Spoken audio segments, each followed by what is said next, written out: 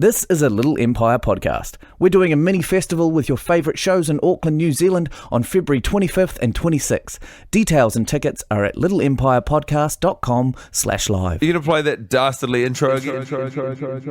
Ow! This movie's still fine. Coley, pasta. One of them dies, that goes screw. One of them's a hottie, his name is Jay. One of them looks like Johnny Depp, and his name is Johnny Depp. Classic Maximum Joseph. You forget that films are supposed to have a point. Hello, and welcome along to the worst idea of all time, episode 32. I have good reason to believe. My name is Guy Montgomery, and I'm joined by nobody else because of a communication breakdown between me and my good friend, Tim Bat.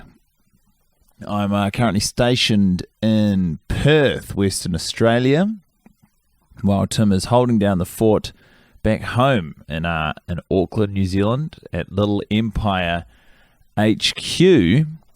And we recorded a friend zone yesterday, and we said to one another, well, we'd better knock off a watch post-haste. And it was agreed that it would happen today at the time of 10 a.m.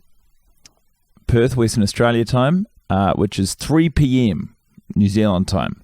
And yay, verily, I just watched the movie, called him up for a Skype, and what should he reveal but he misinterpreted, or I misinterpreted, exactly the arrangement, meaning that he was preparing to watch the film right now as I was coming off the back end of a pretty rough outing with We Are Your Friends. And so, in a moment of improvisational greatness, because we both have places to be and really need to get this bloody episode out, we're just banging out a few thoughts individually, and he'll stitch them together, I suppose. So, I look forward to your take on who had a better version of events, me or Tim. If Tim uses creative license, I'll imagine him, but if it's just the facts you're after, then I've done a pretty good job. I'm currently lying on my bed in my lodgings, and my mind is swimming, really. I'm very frustrated. There's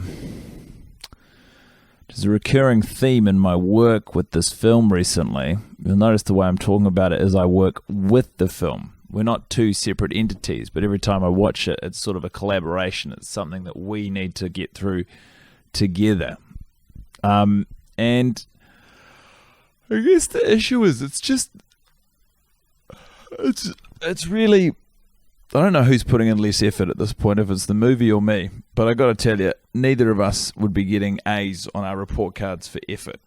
Not that, effort is kind of, it's sweat. I don't know.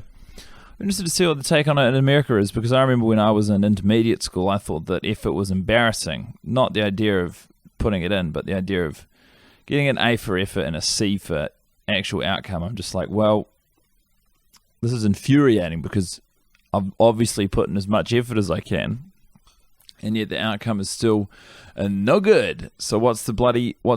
Why would I not just put in a C for effort and get a C for outcome? Of course, I guess the idea would be that you'd live in fear that if you put in a C for effort, you'd get what's 2 down from C? D, E, an E for outcome. So, anyway, I got the effort prize in year 8, actually.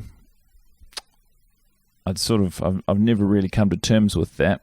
I guess I was just trying hard and not getting results. But I just think that neither the movie nor myself are really seeing eye to eye on how things are meant to run anymore. There's no one to empathize with. There's no coffee guy to hang my hat on. There's no warlocks.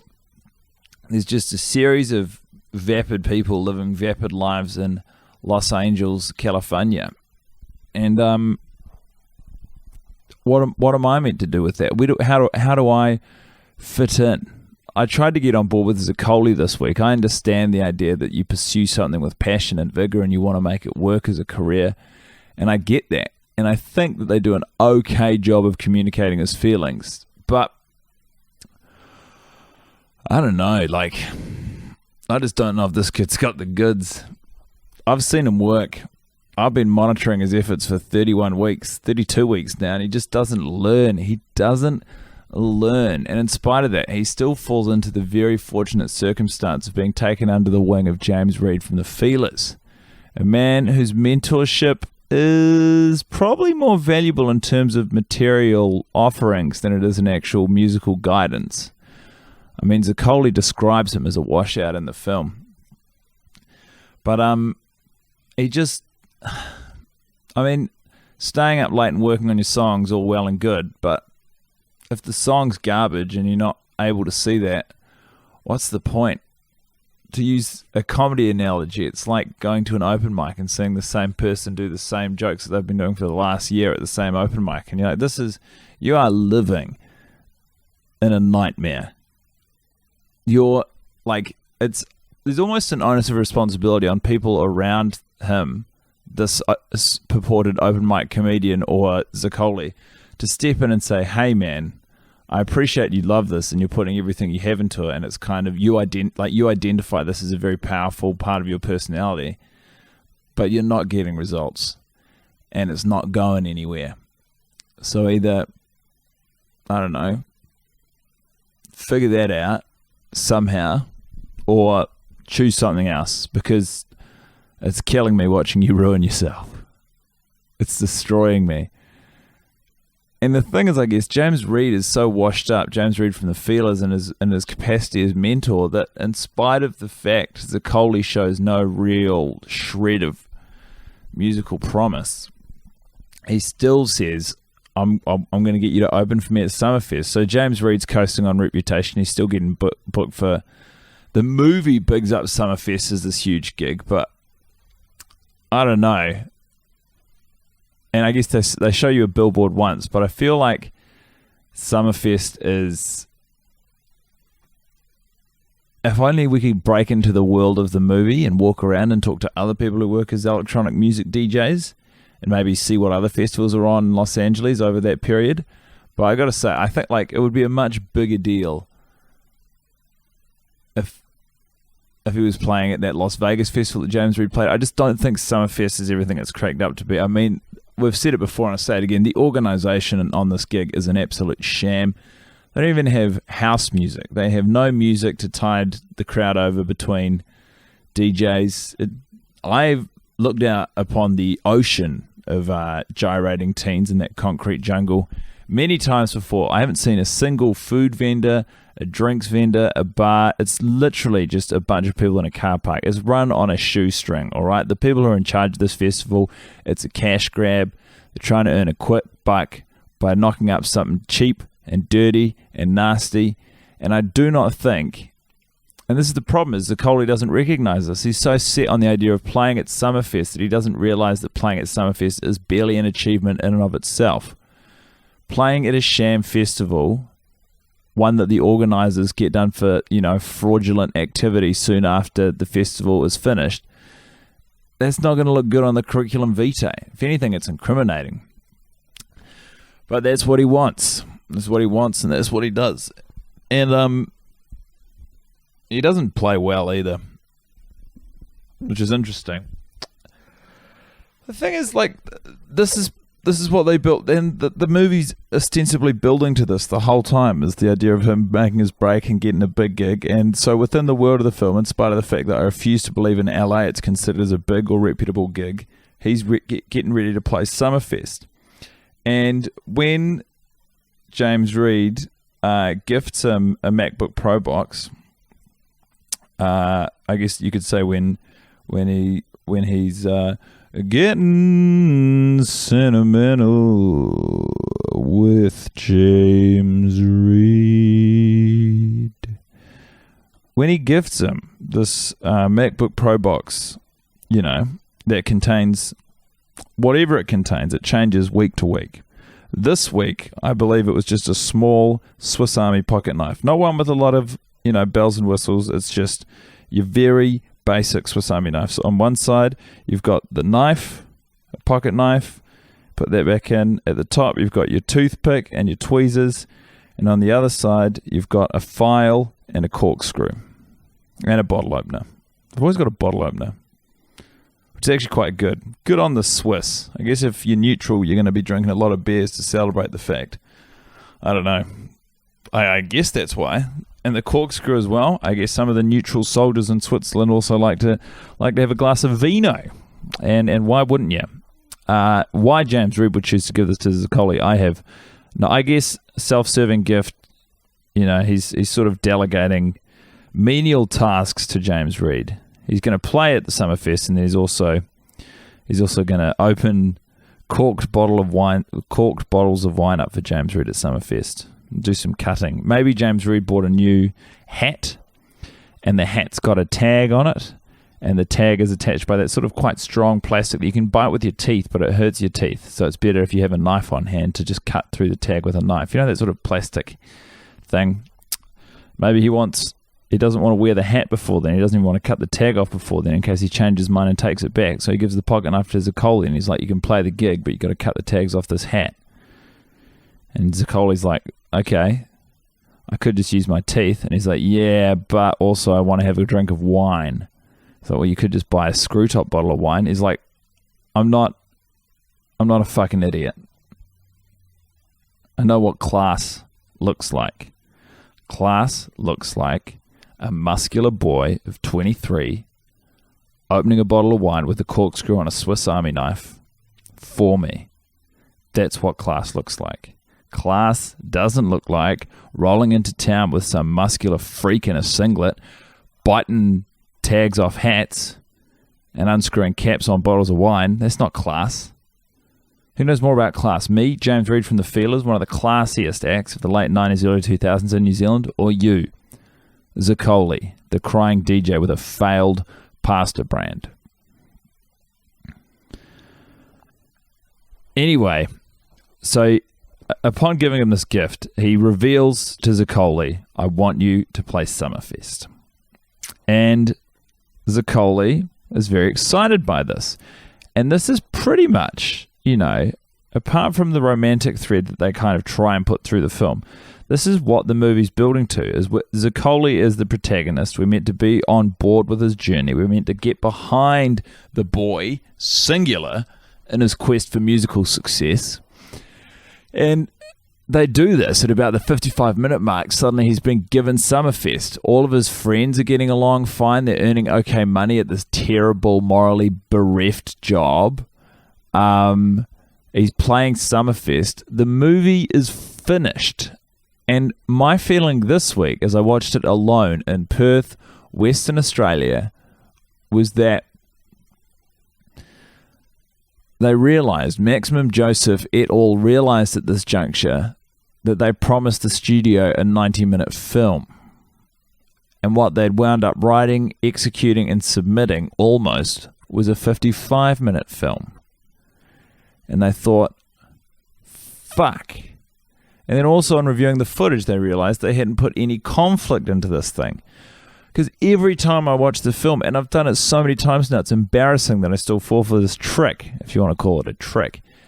I think when I see Zaccoli, so he gets told he's playing Summerfest, he's got a hot new pocket knife, spirits are high, he goes for a run, and every time he goes for that run, I'm like, amazing, after this run, Zaccoli's going to play Summerfest, and I'm going to get to talk to my friend Tim.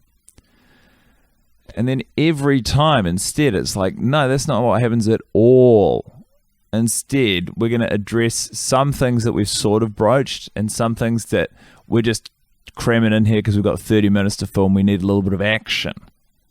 So suddenly you've got James Reed discovering that Zaccoli and Somali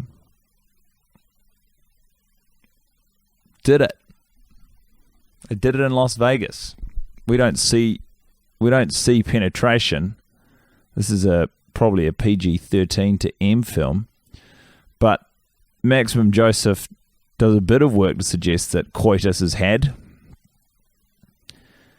And in spite of not showing, I've been softening my opinion on this.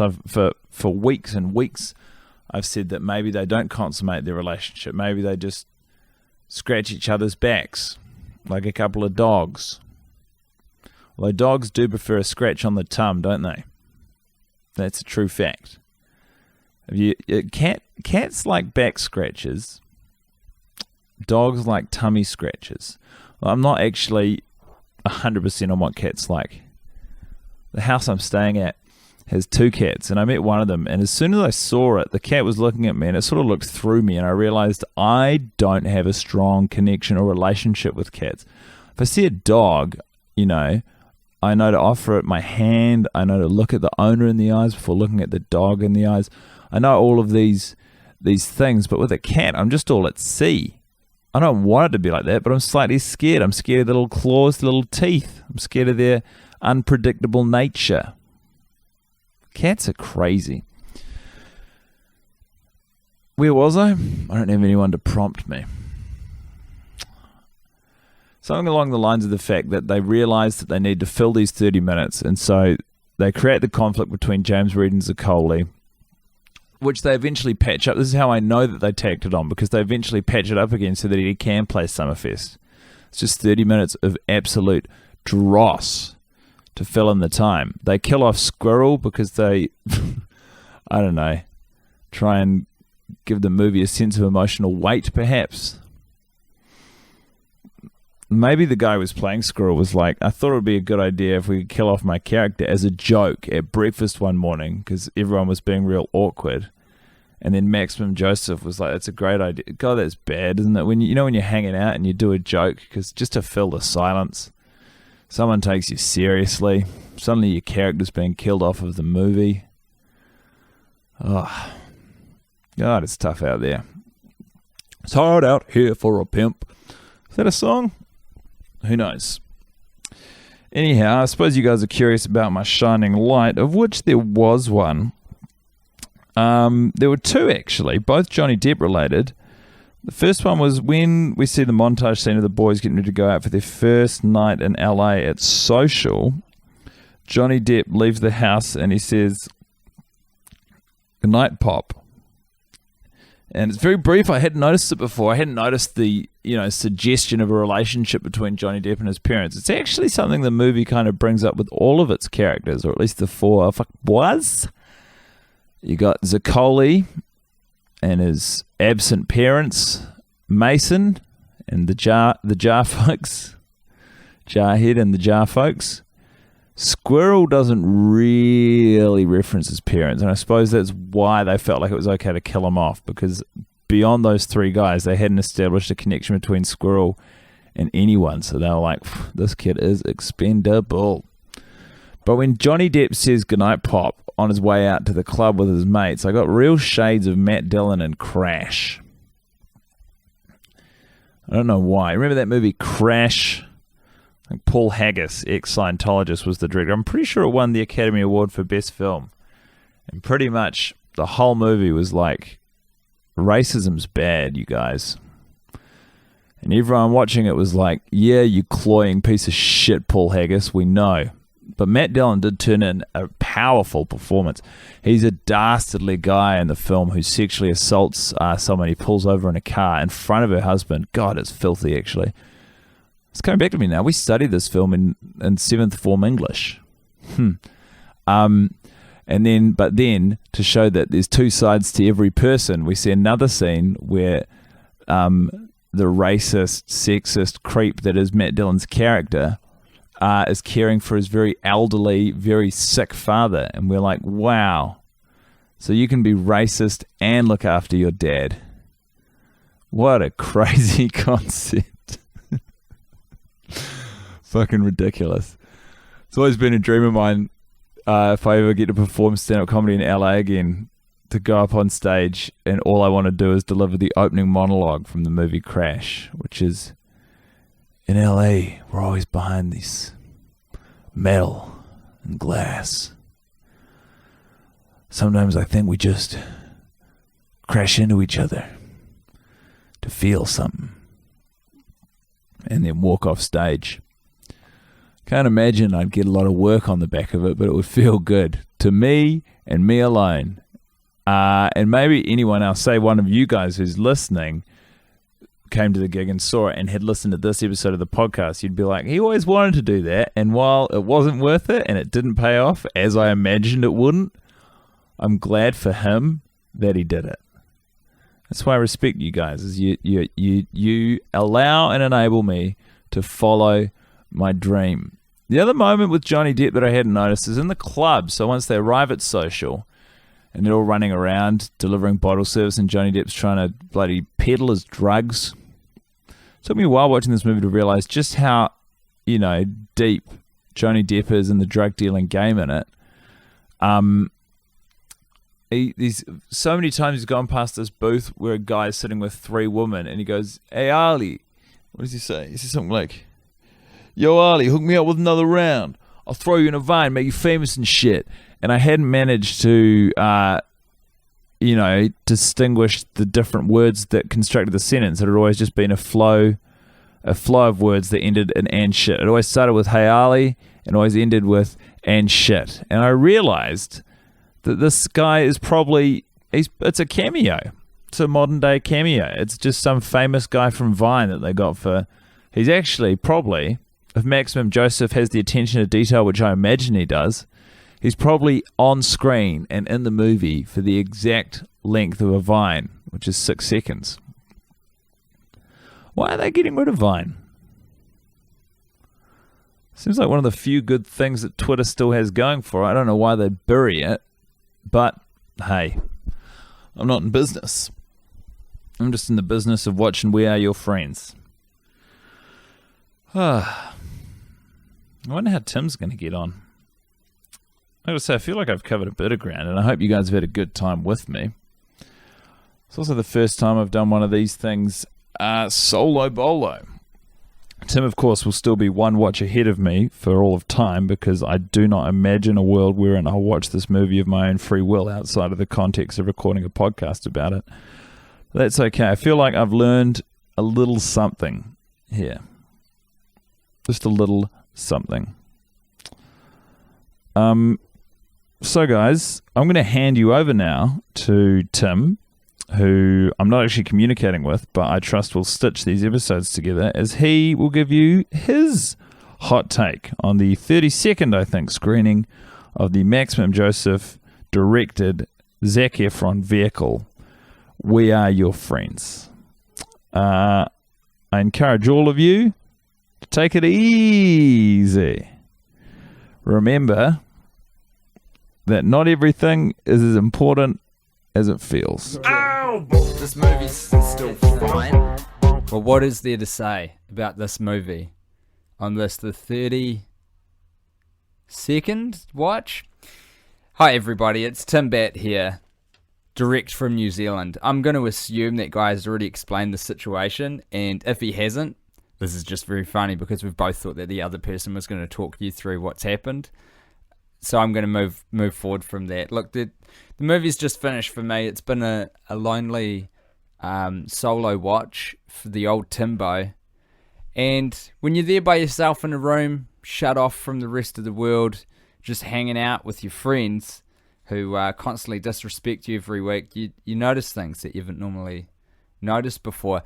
And one thing that I noticed this week about We Are Your Friends, one of the big problems, I think, is that those assholes are getting into the house too late in the movie. So, like, the chronology of events is that things are going well. Like, they start kind of crappy. They get underpaid at the club from Where's My 500 bro. And then they decide to make some changes. They go to work for a real estate company. Things start looking up. They start getting more money. Cole's getting paid. He's got to strike up a friendship with an internationally renowned DJ. And then things start falling to shit a little bit. Like, man, this is so bad that I don't know this with 100% certainty yet. But I feel like portions of my brain are kind of blocking this off. But I think they get the house after Cole has been discovered cheating on, or cheating with, James Reed from The Feeler's girlfriend, Somali. And it just makes for a very janky, confusing tone, because it's like, I get the journey from going, things aren't going so good for these boys, these little fuck boys, a little fuck part of town. And then things are on the up, but then things go on the down, but then things go up again. But then because we've brought them up, then we've got to kill one of the fuck boys because we fucked up the pacing and emotional timing and tone of the movie. I think that's why they have to kill Squirrel. Squirrel didn't need to die if we put these boys into the house a little bit earlier, because then everything would it'd make a little bit more sense from like a timing point of view, because then it's like we're at the bottom of the mountain at the start of the movie, we're heading up the mountain, and then we're at the top of the mountain, and there's only one place to go from there, and that's down. But because they keep messing with it, they have to kill one of the characters to make up for how they've screwed up. This is my thinking anyway. So here's how I would make the movie. We got 4 fuck boys just fucking it up. Living in a pool house, half of them. And Johnny Depp's home. I mean, we don't see it at any point in the movie, nor is it talked about, but I reckon I could paint a pretty vivid picture of what that pad looks like just from what we know about Johnny Depp. I think that the entire place, wall to wall, has been wallpapered with leather jackets everywhere. It's a kind of a weird aesthetic, but the dude spends his weekends rolling around secondhand stores in the valley just trying to get the cheapest possible leather jackets. And a lot of them aren't even leather, they're PVC, but they've been treated in a way where you could kind of confuse them for leather if you weren't up close to them, you weren't touching them. So his whole house is just this kind of weird, dead cow, sweaty, black mess that he sleeps in. And he's got a bed made of leather jackets as well, and a leather jacket. What do you call them in America? We call them duvets. In Australia, they call them doonas. Maybe you got a whole other word for them, you Yankees. I don't know. A blanket. He's got a blanket made of leather jackets. He's got a pillow, which has a pillowcase of, on the outside it's suede, and the entire contents of it, you guessed it, it's more leather jackets. So there's Johnny Depp's pad. Crazy, like kind of almost a dark side of the Charlie and the Chocolate Factory, which I guess is fitting because he was in the remake of that. So we got Johnny Depp. He's coming from his den of leather. Squirrel's house we don't see, but I'm imagining in my head, like the clearest image I have is Van Wilder's apartment from the first movie. I don't even know if they go into him in the second one, Rise of Taj, but it's kind of like a real frat boy aesthetic. There's probably a pinball table that he picked up on Craigslist for cheap one day and thought it'd be a real good idea to have that in there, and there'll be like a big flat screen TV that's being propped up on like cinder blocks and bits of 4x2, and it's got a Nintendo GameCube attached to it so he can play Mario Kart. And wait, GameCube? An N64. That's what he's got attached to that big old high-def TV of his. And not much else. It's pretty sparse. That's just what's in it. So they go from their respective shitty situations into this. Oh yeah. So okay. So we got our four fuckboys coming from not ideal circumstances. I mean, hell, Cole's living in a pool house, for crying out loud, with a toilet that people keep treating as a pool that people keep treating as a toilet, which doesn't help anyone. And so we got these 4 fuckboys, and they're getting underpaid at this club.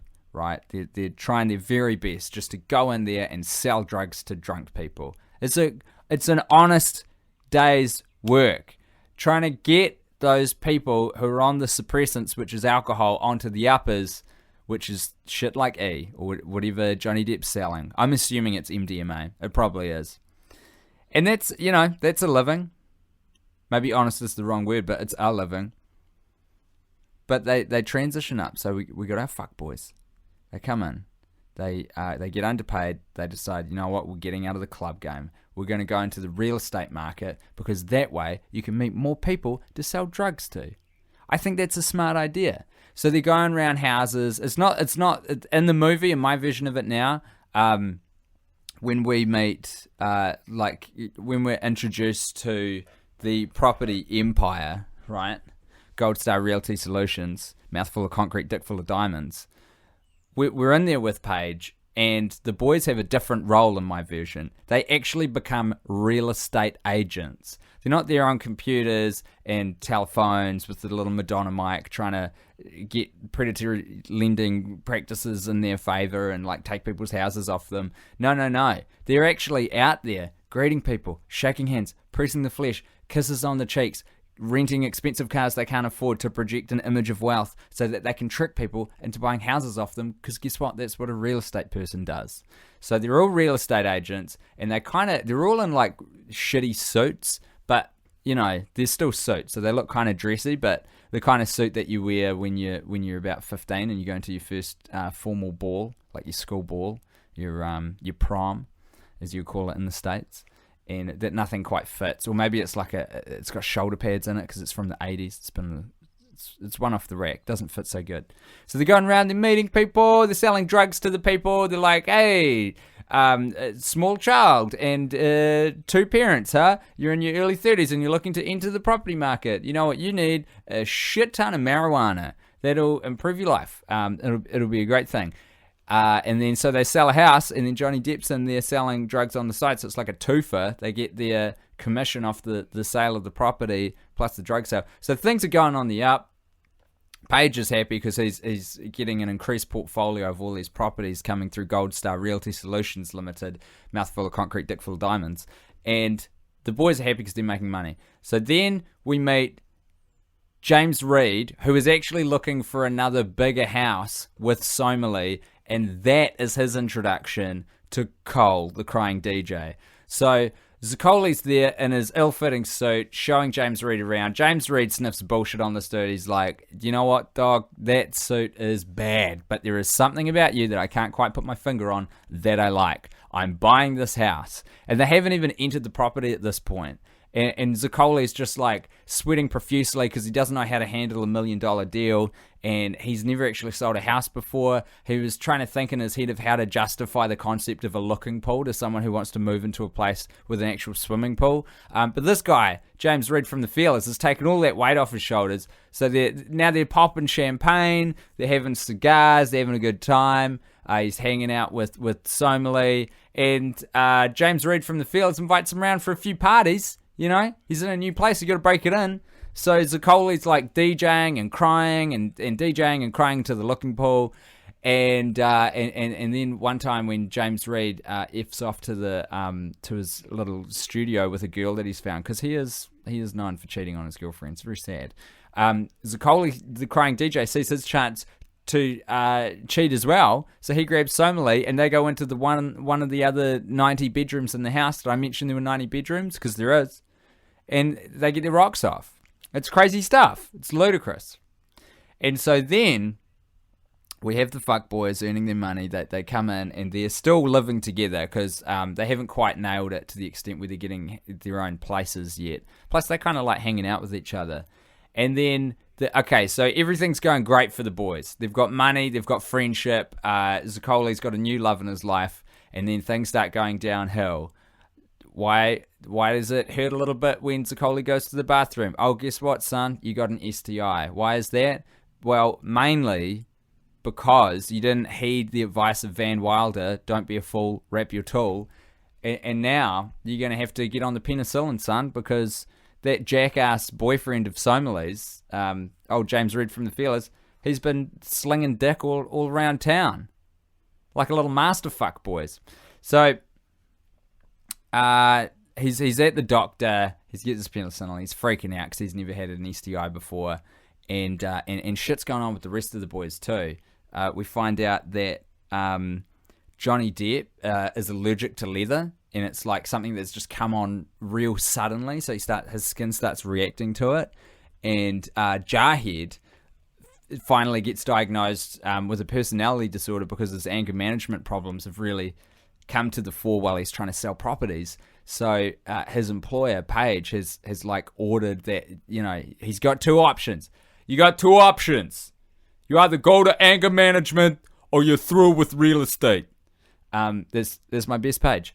And so he decides to go to anger management, and do you know who's there? Do you know who's there at anger management? Adam Sandler. It's the craziest thing. So he's in there and they're just yelling at each other. But Adam Sandler's doing it with all the crazy voices, and Jarhead's doing it. He's just mad. He's just a furious kid, dressed like Hillary Clinton a little bit, because he does wear pantsuits everywhere. He's opted to go for a more untraditional dress code while he's showing people around the houses in LA. The rest of the dudes are in suits. Jarhead's decided to go with a pantsuit. It's LA. It's hot. You get a little more breathable, fabric when you're dealing in the pantsuit world. So he's rocking around in that, looking like Hillary Clinton, yelling at Adam Sandler, and it's a bit of a mess. And Squirrel, instead of dying because we've correctly paced this film, he unfortunately gets told that the marks that he got back from the university that he went to were incorrect. They've had to go back and review a whole lot of tests, scores that came out from kids who were there at the time. And guess what? He doesn't have the degree in biological engineering that he thought he had. It's been taken off of him. So Squirrel's gutted, but, still very much alive. Zacoli's got a disease on his Johnson.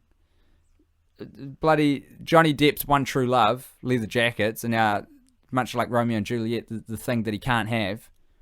And bloody Jarhead's there swearing up a storm, unable to fulfill his duties as a real estate agent. So what happens next? I'm glad you asked. Well, here's what I think happens.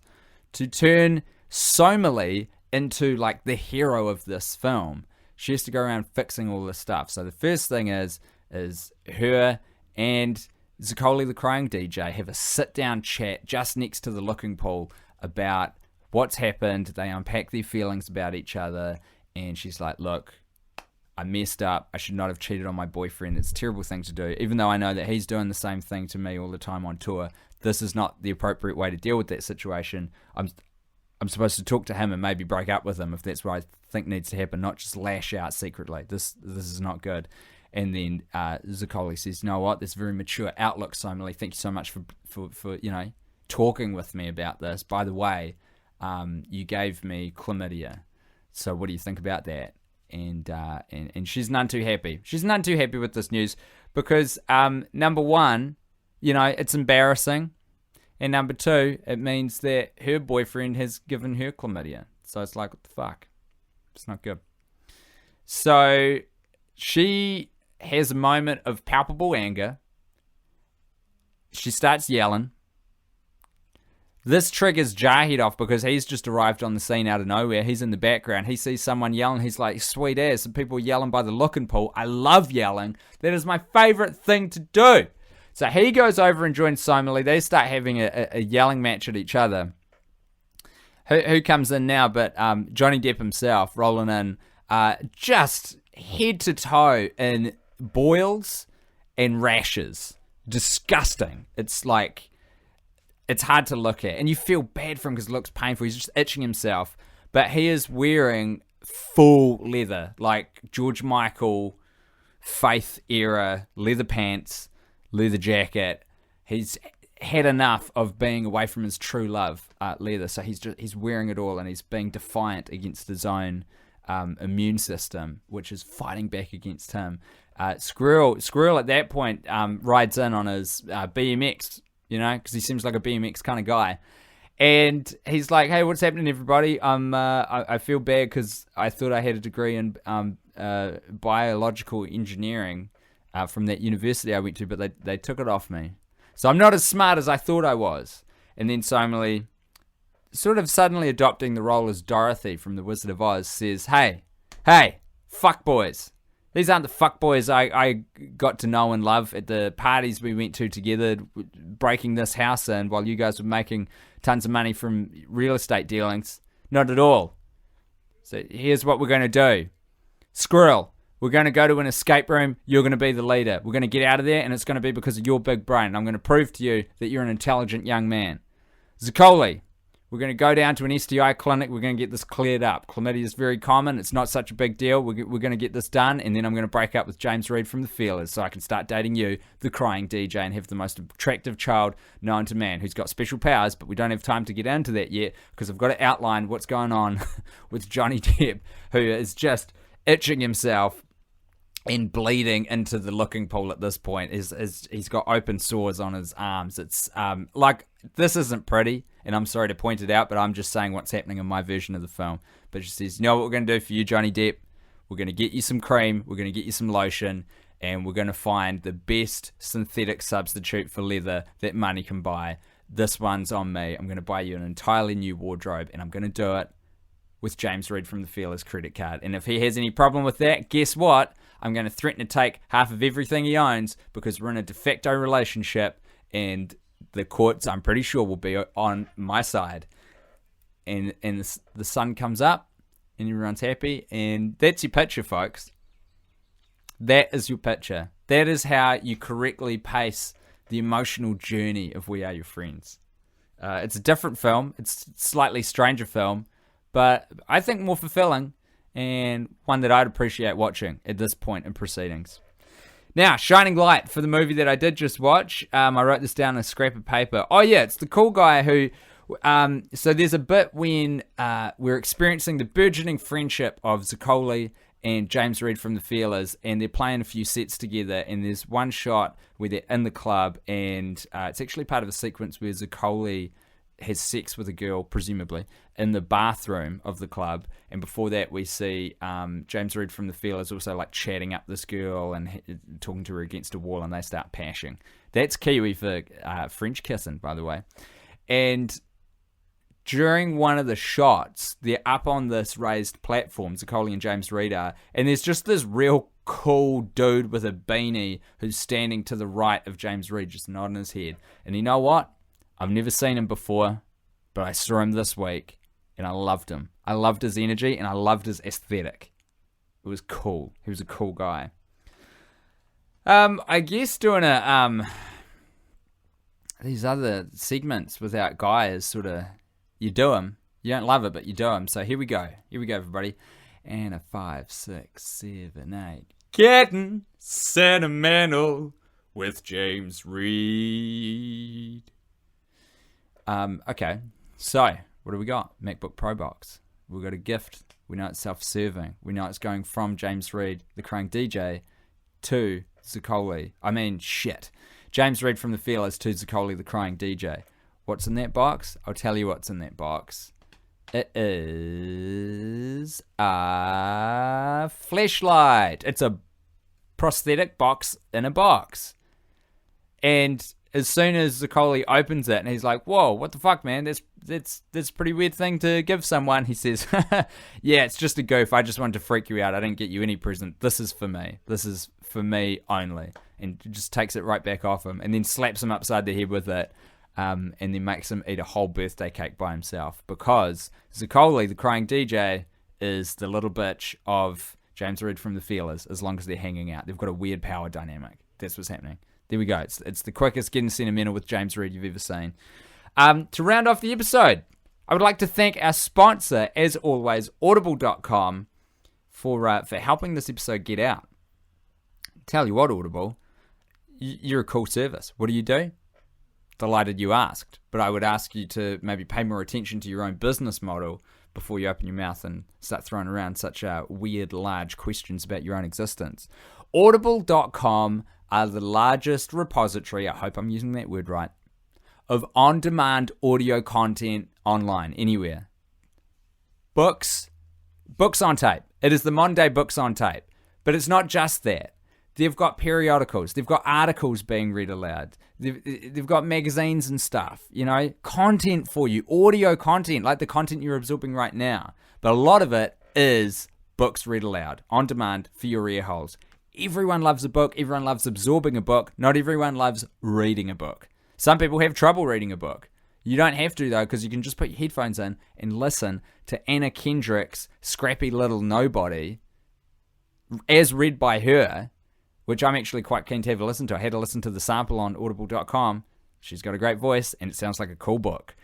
If you go to audible.com/try now, you'll get a 30-day free trial plus one download for free, so you can test everything out and see how it works. You're going to love it. audible.com/try now. Thank you so much for listening. I hope Guy explained what happened, because I won't. But I'll put it in the episode description if you want to read that. Lots of love to all. And to all, make sure you go to guymontcomedy.com to see his gig coming up if you're in Western Australia. And for the rest of you, Worst Idea live shows, they're coming up. So keep your ears to the podcast. Bye, everybody. Ow! This movie's still fine. Zuccoli, pasta. One of them dies, that goes screw. One of them's a hottie, his name is Jay. One of them looks like Johnny Depp, and his name is Johnny Depp. Classic Maximum Joseph. You forget that films are supposed to have a point. Thanks for listening to this podcast. If you're in New Zealand, come join us for the Little Empire Mini Festival on February 25th and 26th in Auckland. All your favourite shows will be there, including The Worst Idea of All Time, The Male Gaze, The Walkout Boys, and Boners of the Heart. Details and tickets at littleempirepodcast.com/live.